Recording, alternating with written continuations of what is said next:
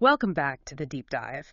Today we are strapping in for one of the most unsettling real-life mysteries we have ever encountered in the source material. Absolutely. We are diving into a really detailed narrative from India.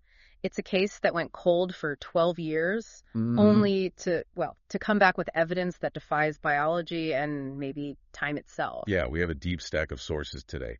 Police records, medical assessments, and just detailed village testimony surrounding the disappearance and sudden return of a young woman. And it's a profound challenge to rational thought. It really is. And for you, the central paradox of this deep dive is this. A young bride vanishes the night before her wedding. 12 years later, she's found deep inside a forest wearing the exact same tattered red bridal clothes. And not just that, she's still shaking, still terrified. And biologically, she has barely aged a single day.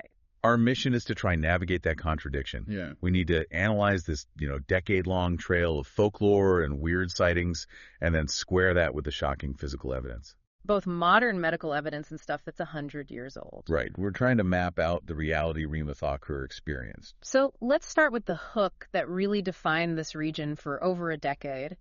In these remote villages in Utrakhand, India, locals got used to hearing a woman's cries on stormy nights. They were these high-pitched, terrifying sounds, but they were just ignored. Yeah. Everyone figured it was the wind whistling through the notorious Kalavan, the Black Forest. It's just background noise to them. Exactly. Until a search team finally went in and they realized those cries weren't the wind. They were a 12-year-long plea for rescue. That detail about the continuous auditory presence is so crucial. It suggests that whatever trapped her, the echo of her distress was constantly kind of bleeding into our reality. Even when no one was there to find her. Yeah, even then. Okay, let's unpack this disappearance. Start in 2013 with Rima Thakur. She's 22, from a small community outside Rishikesh, and she disappears the night before her arranged marriage. On the surface, it's a simple setup for a runaway story. Right. And her relatives, they jumped on that theory pretty fast. Which is a fair assumption, given the circumstances. But the sources note this immediately conflicted with what her best friend said. She was the last person to talk to her. And what did she say? Her friend insisted Rima was extremely anxious. She felt certain that someone or something was following her. Creepy. Yeah. And when months turned into a year, no ransom demands, no sightings, nothing. The case just went cold. So the location she vanished from is obviously central to this whole thing. The Kalavan, the Black Forest, it wasn't just some woods. Not at all. It already had this heavy local dread about it. A bad reputation. A really bad reputation. For strange phenomena, shadows moving where there shouldn't be shadows, whispered voices you can't quite make out, people just disappeared there. And this is where the specific legend surrounding the Kalavan comes in, right? It creates this terrible foreshadowing context for what happened to Rima. Exactly.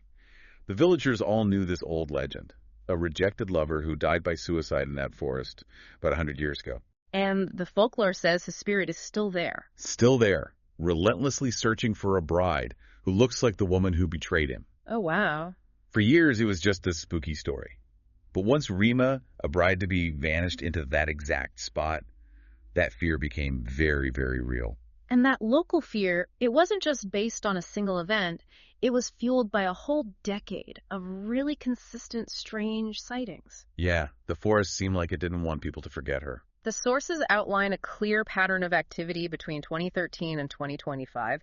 This wasn't just, mass hysteria. The reports share very specific details. For example, you have multiple woodcutters at different times who all claim they saw a young girl in a red lehenga. The traditional bridal skirt. Right, and she was darting between the trees at this unnatural speed. Then there's a truck driver who pulls over at 2 a.m., sees a woman crying on the side of the road, and she just vanishes into the trees. But the physical evidence, even if it was fleeting, that's what's so strange. The footprints. That's where it gets really complicated. Search teams repeatedly found fresh bridal footprints. Fresh ones, after years. Not just fresh, but found during the monsoon season, a time when no one, let alone a bride in a heavy dress, would be out in that dangerous waterlogged terrain. That is a haunting image. But hang on, if search teams were sent in over and over for 12 years and found nothing, couldn't the sightings just be the villagers sort of reinforcing their own folklore? That's a critical question, and it's what the police